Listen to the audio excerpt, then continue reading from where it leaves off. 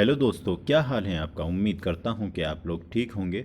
दोस्तों, बंद गोभी तो आप ज़रूर खाते होंगे। बंद गोभी या पत्ता गोभी के अंदर अगर आपने नहीं पढ़ा होगा या नहीं सुना होगा तो आज मैं आपको ऐसी चीज़ बताता हूँ कि अगर आप मुस्तकिल तौर पर उसको गलत तरीके से खाते हैं तो किन किन बीमारियों का आपको सामना हो सकता है। आपको मालूम ही नहीं पड़ेगा कि ये बड़ी बड़ी बीमारियाँ पत्ता गोभी से आजकल होती हैं, क्योंकि पत्ता गोभी के अंदर जो है टैपवॉर्म छिपे होते हैं, कीड़े छिपे होते हैं।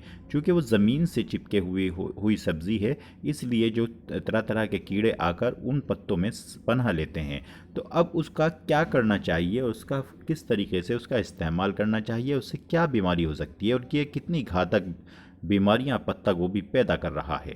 तो आइए इन सब चीज़ों को हम जानते हैं। क्योंकि मार्केट में और घर में ये पत्ता गोभी आकर सभी को अच्छी लगती है, लेकिन इसके अंदर छुपे हुए जो कीड़े हैं उससे क्या होता है।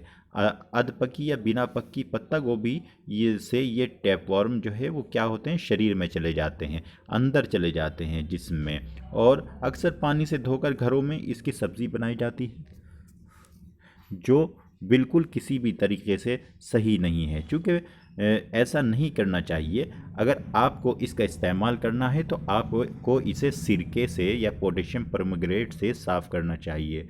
साथ ही साथ में आपको इसके पीछे की ख़ास वजह जो भी है वो मैं बताता हूँ इन सब्जियों की।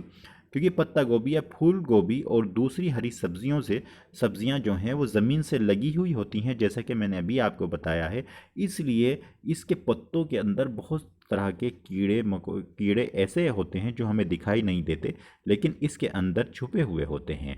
अब हम इसको धोते हैं तो दो ऊपर से धुलता है और अंदर से जो कीड़े हैं वो जूं के तू रहते हैं, और उनके मामले में टैपवर्म का ख़तरा जो है वो ज़्यादा हो जाता है।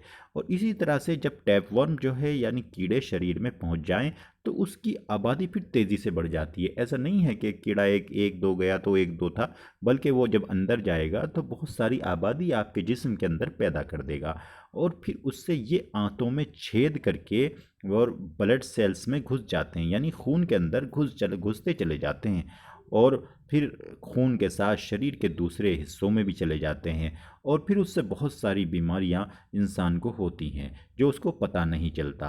कई बार ये दिमाग में भी पहुंच जाता है, लीवर में चले जाता है, यानी कि जिगर में भी चला जाता है, और यहाँ तक कि आँखों में भी चला जाता है।